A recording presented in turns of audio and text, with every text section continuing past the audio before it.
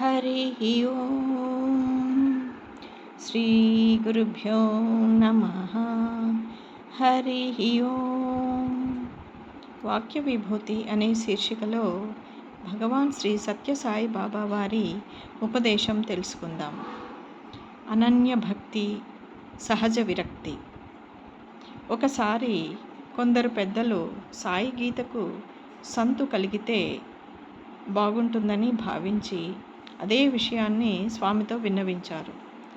సర్వాంతర్యామి అయిన స్వామివారు భక్తుల ప్రోద్బలం వల్లనో మరి లోకధర్మాన్ని పాటించడం కోసమో సాయి గీతను బండీపూర్ అడవులలోని ఏనుగుల మందలో కలిపి ఉంచమని 2 సంరక్షకులను తోడుగా ఇచ్చి పంపించారు.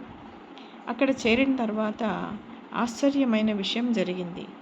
సాయి గీత దృష్టి ఆ అడవి మీద కానీ ఏనుగుల మీద కానీ లేదు. మగ ఏనుగుల మాట దేవుడెరుగు. అసలు ఏనుగుల మందలో చేరడానికే అది ఇష్టపడలేదు.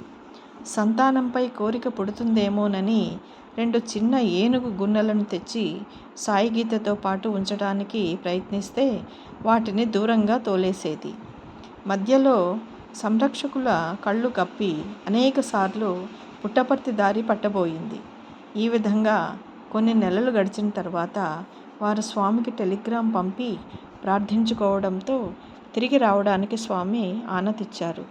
ఆ తర్వాత ఒక సందర్భంలో మాట్లాడుతూ స్వామి, సాయి గీత శుద్ధ బ్రహ్మచారిణి, నన్నే నమ్ముకుంది అని ప్రశంసించారు. 1992 సంవత్సరంలో వినాయక చవితి నాడు విద్యార్థులను ఉద్దేశించి మాట్లాడుతూ స్వామి ఇలా అన్నారు. మన హాస్టల్ పిల్లలు రోడ్డు మీద అటు ఇటు పోయే కార్లను చూస్తూ ఉంటారు. రోడ్డుకు అవతల ఉన్న సాయి గీత ఎటువైపు చూడదు. కానీ స్వామి కారు వస్తే మాత్రం ఇట్టే పసిగట్టేస్తుంది. వెంటనే రోడ్డు మీదకు వచ్చి నిల్చుంటుంది. అది నిజమైన భక్తి. భగవంతుడి కోసం తపించి తరించిన భక్తురాలు సాయి గీత. అలా ఉండాలి భక్తి అంటే. హరి ఓం. శ్రీ గురుభ్యో నమః. హరి ఓం. ఓం శ్రీ సాయిరామ్.